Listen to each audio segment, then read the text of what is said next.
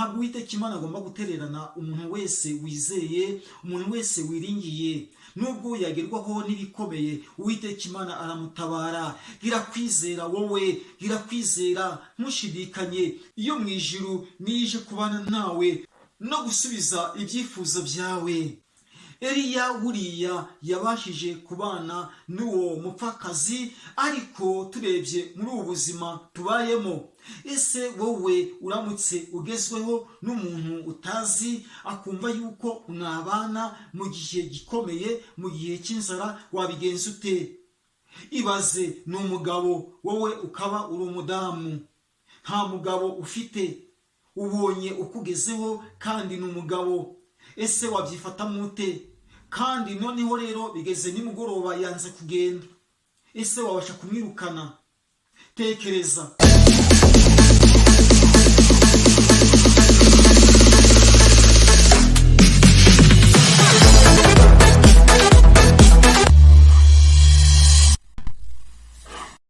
Bene data, nshuti bakundwa, nishimiye cyane kongera kubonana namwe kuri Channel Holiness TV. Imana y'urukundo, Imana ibuzuze umunezero, kandi Imana ihira ubuzima bwanyu mwese. Imitima yanyu ihore irindwa n'umucunguzi. Umwami wacu Yesu Kristo ari bugufi. Niko ijambo ry'Imana ribitubwira. Ndanezerewe cyane. Nizere yuko namwe munezerewe, kuko turi kumwe n'umwami wacu Yesu Kristo. We yabwiye abigishwa bati, simbasize nk'imfubyi, ahubwo nzabohereza umufasha, niwe uzabana namwe ibihe byose. Umufasha rero ni Umwuka Wera. Mwuka Wera ari natwe, Mwuka Wera ari muri twe, ni nawe udutinyura ibihe byose. Imana ibagirire neza, kandi Imana ibuzuze umunezero n'imbaraga. Amazina yanjye ni Pasiteri Uzabakiriho Jonas. Imana ibashe kubafasha.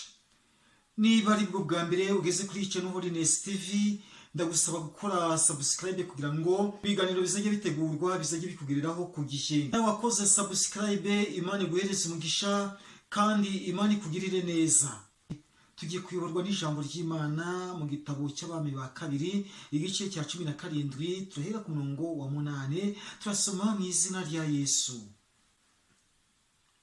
Bukeye ijambo ry'Uwiteka rimugeraho riti, haguruka ujye i Sarefati h'Abasidoni abari huba. Hariyo umugore w'umupfakazi, niwe ntegetse kugutunga. Nuko arahaguruka ajya i Sarefati. Ageze ku irembo ry'umudugudu, ahasanga umugore w'umupfakazi uturagura udukwi. Eliya aramuhamagara, aramubwira ati, ndakwinginze nzanira utuzi two kunywa mu gacuma. Nuko ajya kuyazana. Aramuhamagara ati, ndakwinginze unzanire n'agatsima mu ntoki. Nawe aramusubiza ati, nkurahiye Uwiteka Imana yawe ihoraho, nta gatsima mfite keretse urushyi rw'agafu nsigaje mu giseke n'uturanguzwa tw'amavuta mu mperezo. Ubu dore ndaturagura udukwi 2 kugira ngo nsubire mu nzu hivugire n'umwana wanjye, ngo tukarye twipfire. Eliya aramubwira ati, witinya, genda ubigenze uko uvuze, ariko ubanze umvugireho akanjye ukanzanire hano, maze ubone kwivugira n'umwana wawe, kuko Uwiteka Imana ya Isiraheli ivuze itya ngo, icyo giseke ntabwo kizaburamo ifu, n'amavuta ntabwo azabura muri iyo mperezo, kugeza ku munsi Uwiteka azavubira isi imvura. Dusenge Imana. Mwami Imana yacu, ubutanga uburinzi ugatanga ubuzima, turagushimye, izina ryawe rihimbazwe. Twese udutunganye, iri jambo Mwami tugiye kuganirira hamwe ritugirire umumaro, ni mu izina rya Yesu Kristo Mwami wacu, amen. Bakristo nkunda kandi bakristo bavandimwe, amahoro y'Imana abane namwe. Ijambo ry'Imana tumaze gusomerwa ni ijambo rikomeye cyane, ni ijambo rivuga kuri Eliya rikanavuga no ku mupfakazi. Uyu Eliya ni umwe warwanye ishyaka arirwanira Uwiteka Imana. Ubwo abo mu gihe cya Ahabu umwami w'i Samariya babashaga gukora ibyangwa n'amaso y'Uwiteka, bakabasha gusenga ibigirwamana, bityo Eliya yabashije kurakara cyane ndetse agirira Uwiteka ishyaka, yumva neza yuko ibyo bitashoboka muri icyo gihugu. Eliya byabaye ngombwa yuko abasha guteza amapfa muri icyo gihugu, ndetse si no muri icyo gihugu gusa, n'ibihugu by'abaturanyi byahise bigerwamo n'ikibazo cy'inzara. Eliya yabashije guteza amapfa, bityo umwami Ahabu ararakara, biba ngombwa yuko yamuhiga. Maze ijwi ry'Uwiteka risanga Eliya riramubwira riti, haguruka ugende ujye kwihisha ku kagezi ka Kereti, kuko aho ariho nzagutungira. Dore ntegetse ibikona kujya bikugaburirayo, ndetse ujye uri kunywa n'amazi yo ku kagezi ka Kereti. Eliya niko yabigenje igihe cyarageze, maze biba ngombwa yuko akagezi ka Kereti kabasha gukama. Tubashije kwibanda ku buzima bwa Eliya yabayemo muri icyo gihe ari ku kagezi ka Kereti, byaba byiza cyane, ndetse tukanahakura n'isomo ryabasha kukwigisha, ryabasha kunyigisha mu buzima bwacu bwa buri munsi, mu gihe tugomba guhura n'imbogamizi cyangwa se n'ingaruka z'ibihe, tukabasha kwigishwa n'ijambo ry'Imana uburyo Eliya yabayeho ari ku kagezi ka Kereti atungwa n'ibikona. Turibaza duti, mbese ibikona byavanaga hehe ibyo kurya bijyanira Eliya? Eliya ntabwo yatunzwe n'imitsima cyangwa se n'inyama byanduye, ahubwo Eliya yatunzwe n'inyama n'imitsima ya yindi iba yarapimwe. Muri icyo gihe cyari gikomeye, Imana yabashaga kohereza ibikona ku mwami Ahabu mu gihe yabaga ari ku meza mu gitondo afata umugati, bikaba ngombwa yuko ibikona byabasha kuguruka bikajya gusamuza Ahabu ya migati. Byagendaga bite? Ahabu yagerwagaho n'agahuge, bigatuma afatwa n'ibitotsi, kandi yarageze ku meza mu gihe cyo gufata umugati ndetse n'icyo kunywa, bityo igikona kikagenda kigashamuza umwami Ahabu umugati. Wa mugati kikawujyanira Eliya, bityo rero Eliya akabona icyo arya cya mu gitondo, kandi ibyo Eliya yaryaga byabaga ari ibyo kurya byiza, kugeza igihe yavuye ku kagezi ka Kereti. Mu masaa sita, mu gihe Ahabu yabaga ari ku meza arya inyama ndetse n'ibindi byo kurya byabashije kuba byatunganywa ndetse bigapimwa, byabaga ngombwa yuko Uwiteka yakohereza igikona ikajya kubuza umwami Ahabu umutekano, bityo kikabasha kumusamuza inyama, kikaguruka kikajyanira Eliya. Eliya rero ntabwo yabayeho nabi, Eliya ntabwo yabayeho mu buzima bubi, mu gihe abandi bagerwagaho n'inzara, ndetse inzara ikagera ku mwami n'abayoboye, n'uburyo Eliya yari amaze kubateza amapfa, bityo Eliya we yarabayeho neza, arya ibyo kurya bipimwe. Ntabwo yigeze asonza, ntabwo yigeze abura icyo kurya, ntabwo yigeze abura icyo kunywa, yabayeho neza muri ubwo buzima. Igihe rero kiragera nawe aza kugerwaho n'ikibazo, ariko nubwo yagezweho n'ikibazo, ntabwo Uwiteka Imana yamutereranye. Kakagezi kaje gukama bitewe n'izuba ryinshi ryari ryibasiriye muri ako gace. Akagezi ka Kereti kamaze gukama, biba ngombwa yuko Imana yohereza Eliya mu Basarefati, imubwira yuko ari buze gusangayo umukecuru w'umupfakazi, maze akaba ari we uzabasha kumutunga ubuzima bwose, kugeza igihe Uwiteka Imana azavubira isi imvura. Bityo rero Eliya yabashije gukora urwo rugendo, maze ageze i Sarefati abona wa mupfakazi wari umukene arimo atoragura udukwi. Byabaye ngombwa yuko Eliya abasha kumusaba amazi yo kunywa, maze umukecuru yagiye yihuta agiye kumuzanira amazi, Byabaye ngombwa yuko Eliya abwira uwo mupfakazi w'i Sarefati ati genda unzanire ayo mazi, ariko unzanire n'agatsima mu ntoki. Umupfakazi yahise atera hejuru aravuga ati ndahiye Uwiteka Imana yawe ukorera, nta gatsima mfite usibye agafu gakeya kari mu giseke n'utuvuta dukeya turi mu mperezo. Njye n'umwana wanjye tukabasha gusonga ako gatsima, maze twarangiza tukakarya, nyuma yaho tukaza kwipfira. Uwo mukecuru yari yihebye, yumvaga neza yuko ibye birangiye, ariko ntabwo byari birangiye, kuko igisubizo kigiye kubonekera muri Eliya muri iyo minsi y'umutekano mukeya, muri iyo minsi y'izuba ryinshi. Maze Eliya yabashije kumusubiza ati umva mubyeyi, wowe genda ubigenze uko ubivuze, agatsima ubashe kugasonga, ubashe kukanzaniraho, ariko icyitonderwa ntukaryeho utari wabasha kunzanira kanjye. Iyo ni kondisiyo yabashije kumuhereza umuntu atabasha kuba yakwakira. Abakozi b'Imana rero batandukanye n'abandi. Abakozi b'Imana bakorerwamo n'imbaraga z'Umwuka Wera, abakozi b'Imana bakorerwamo n'Uwiteka Imana. Bityo umupfakazi yahise abyumva, niko yabigenje. Yabashije gutunganya umutsima, akora n'isosi ajyanira Eliya. Eliya akibyakira yabwiye wa mupfakazi ati genda n'umwana wawe ubashe kurya agasigaye, kuko Uwiteka Imana avuze ati muri icyo giseke ntabwo hazaburamo ifu, no mu mperezo ntabwo hazaburamo amavuta.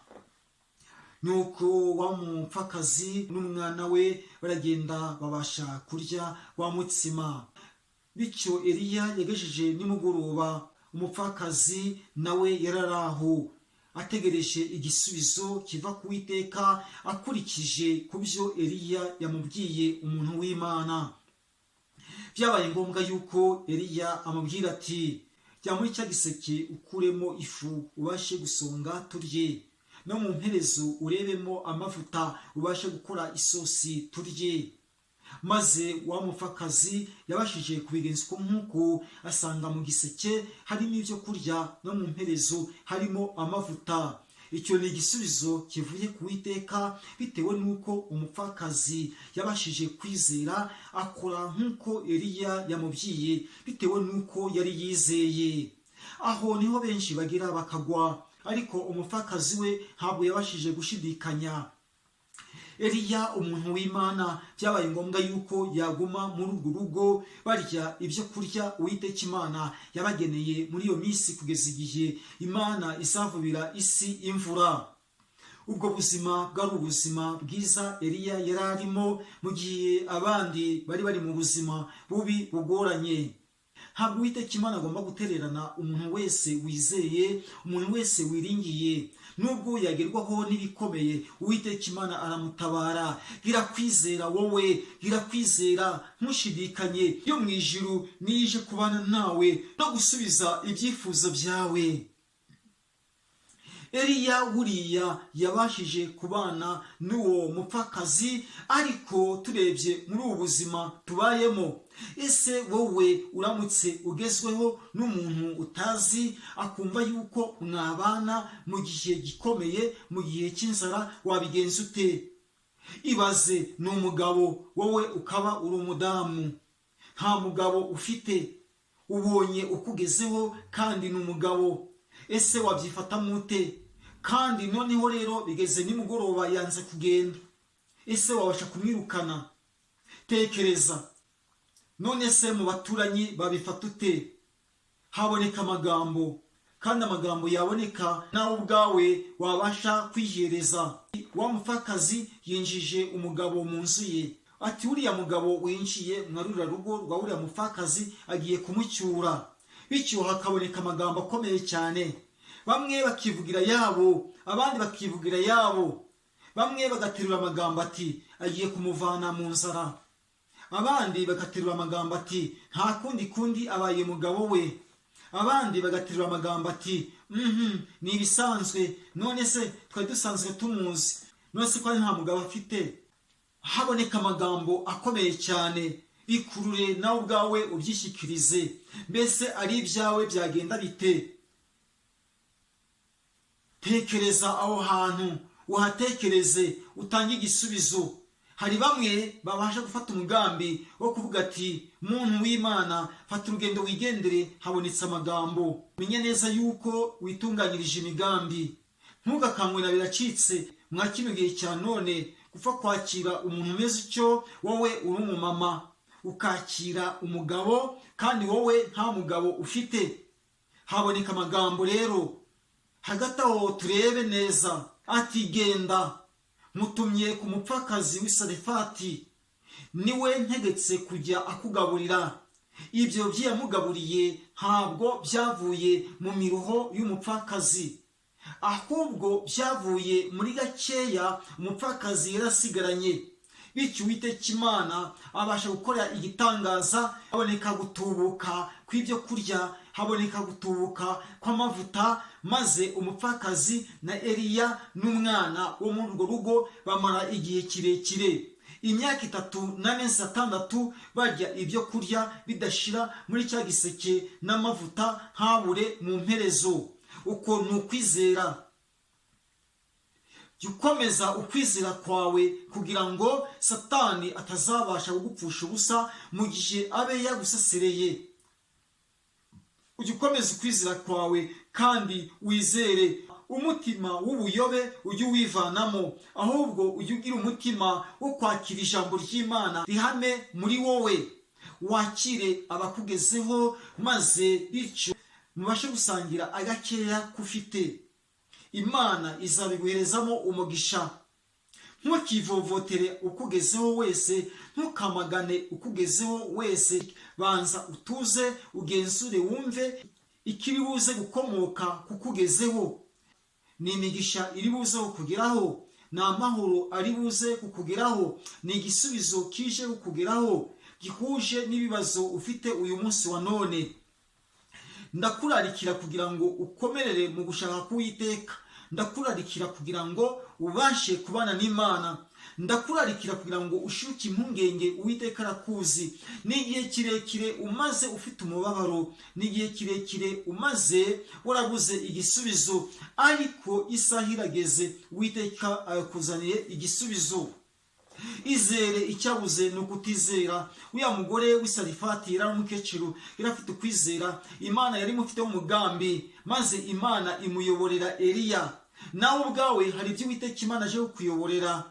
Menye neza yuko Uwiteka Imana yakwizeho. Menye neza yuko isaha igeze, ibitangaza bigakoreka. Nawe ubwawe Uwiteka Imana agufiteho umugambi mwiza. Ahubwo Uwiteka arabegera akabasha kubabera ihumure. Nawe Uwiteka aje kukubera ihumure. Nawe Uwiteka aje kukubera ihumure. Uwiteka aje kuragira ubuzima bwawe. Uwiteka aje kurinda ubuzima bwawe. Ntacyo ubaye muri cya gihe gikomeye. Uwiteka Imana ntabwo gutereranye. Muri cya gihe cy'ibibazo Uwiteka Imana ntabwo gutereranye. N'isaha itari yagera, irakwizera byonyine gusa. Uwiteka Imana aje kugutindaho. Uwiteka Imana aje kukubera Imana isubiza. Umaze igihe kirekire mu burwayi, Imana ije kugusubiza. Umaze igihe kirekire mu bibazo, Imana ije kugusubiza. Umaze igihe kirekire wiganyira, Imana ije kugusubiza. Umaze igihe kirekire urabuze icyo urya, Imana ije kugusubiza. Umaze igihe kirekire uri mu bibazo bigoranye bituruka mu miryango, Imana ije kugusubiza. Ibyo byose byibona, Imana ije kukubera Imana, kandi Imana ije kukubera inyunganizi se kugira ngo ukomerere muri yo.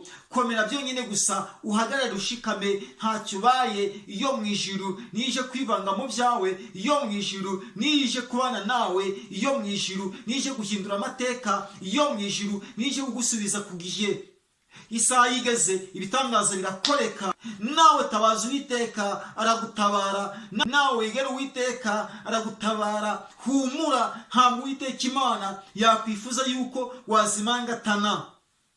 Mutabaze byonyine gusa, aragutabara. Yesu niwe wivugiye ati, ntimukiganyire ati ejo tuzambara iki, ejo tuzarya iki. Aho ni Uwiteka Imana agera akabasha kuzana ifunguro ritunga umwana w'umuntu kugira ngo ubuzima bwe butere imbere. Uwiteka Imana adusubiriza mu kwiganyira no mu kwiheba, maze ubuzima bukabasha gutera imbere. Hahandi tubona yuko bidukomereye, hahandi tubona yuko ari ibibazo, aho Uwiteka Imana ntihatebukira gusubiza tutari twihereza ab'isi. Ntabwo Uwiteka yumva yuko twakwihereza ab'isi. Nimuhumure, Uwiteka Imana bafiteho umugambi. Nimwumve neza, Abayisiraheli bari mu butayu ntabwo bahingaga, nta masoko yari ari mu butayu, ariko Uwiteka Imana yarabagaburiye mu gihe cy'imyaka 40. Yabahereje ibyo kurya, ibahereza ibyo kunywa, kugira ngo bamenye neza yuko Uwiteka afite ubushobozi n'ububasha. Uwiteka afite guhindura ubusabusa akabasha kubugira ibifatika, ndetse n'ibifatika akabigira ubusabusa. Ntimukabashe kwiganyira, Uwiteka Imana arabazi. Yabashije kurinda Abayisiraheli mu butayu, iyo nayo ije kukurinda kandi ije kukugaburira. Ntabwo Abayisiraheli imyambaro yigeze bacikiraho, ntibishoboka. Nta nubwo inkweto zigeze zisaza. Nyamara mu butayu ntabwo bahingaga, mu butayu cyari igihe cy'izuba, mu butayu nta byatsi bibayo. Abari mu butayu koko babonye amazi binyuriye mu rutare, bisobanuye yuko Abayisiraheli bafite uzabacungura. Ni Kristo, ni wowe wenyine gusa utanga amazi y'ubugingo, ni wowe wenyine gusa soko imara imyota. Uwo ni Yesu. Hahirwa umuhungiraho, ntabwo azakorwa n'isoni, akabasha gukungahaza ubuzima. Manu yo mu butayu ni umutsima utabasha guhinyuka. Ushaka kugereranya umubiri wa Kristo uzabasha gutangirwa isi yose. Bishaka kugaragaza yuko Isiraheli bafite umucunguzi.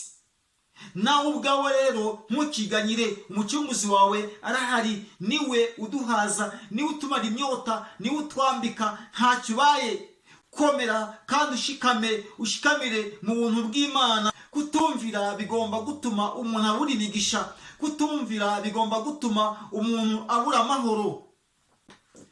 Tugire kumvira rero, tutabasha guhinyura ibihanurwa, aho ni Uwiteka Imana azabasha kudusanga maze akatwuzuriza ibyo yabasha kudusezeranya. Humura, turacyari mu isi, turacyari mu rugendo. Nubwo tukiri mu isi, tukaba turi muri urwo rugendo, tugomba kugendana ukwizera, kuko hari icyo Uwiteka Imana yatuvuzeho. Tugendane ukwizera, tutabasha guhinda umushyitsi, ahubwo dutinyuwe n'ijambo ry'Imana. Mwuka Wera ari muri twe. Niba ari wa wundi ubuze hepfo na ruguru, niba ari wa wundi washonje akaza akugana, muri wowe hari ibikurimo, muri wowe hari ibikurimo. Nta kindi ni impuhwe n'urukundo. Wowe urahiriwe bitewe n'uko warekuye, wowe urahirwa bitewe n'uko watanze. Hari uwuhereje, hari uwakiye ibikomotse kuri wowe. Burya umutima w'urukundo, umutima w'imbabazi n'impuhwe nibyo bya mbere mu mwana w'umuntu. Uramutse uhereje umwana w'umuntu bidaturutse mu mpuhwe n'urukundo n'umutima ufite ubuntu, burya ntacyo byaba bimaze. Kuko igihe kiragera ukaza kwicuza, ukavuga ati ibyo namuhereje byakagombye kuba byadutunga ijoro rimwe. Buri icyo gihe uba watanze bitavuye ku mutima. Tujye tugerageza gutangana umutima ukunze, bizatuma tugira amahirwe menshi asesuye ava ku Mana Data. Uriya mupfakazi w'Isarefati nawe yatanganye umutima ukunze, ariko afite ibyiringiro yuko Uwiteka Imana yo mu ijuru, yaremye ijuru n'isi, hari ikiri buze gukora. Nawe ubwawe jya ugerageza kwizera. Nawe ubwawe rero nubasha gukorera Uwiteka Imana neza, utizuyaza, ukabasha kwitanga umaramaje, uzajya ibyiza byo mu gihugu. Ntacyo uzaburana Uwiteka Imana. Imana izabasha kugushyira. Uzashyirwa wowe ubwawe, inzu yawe n'urugo rwawe. Ntacyo uzabura kubwo kumvira Uwiteka Imana. Twumva uburyo tugomba gukorera Uwiteka tutizuyaza, twita kuri bagenzi bacu, natwe Uwiteka Imana izatwitaho. Twumva n'ingaruka zigomba guturuka mu kwizuyaza, mu kwirengagiza umurimo w'Imana. Dukorera Imana tutizuyaza, nibyo Uwiteka Imana dushakaho. Imana ibahereze umugisha, kandi Imana ibahereze kwisubiramo no kugira umwete no kubasha kugendana n'Imana Data, kandi twambaye imbaraga no kunesha. Imana izatugororera. Imana ibahereze imigisha. Mwari kumwe na Pasiteri Uzabakiriho Yonasi.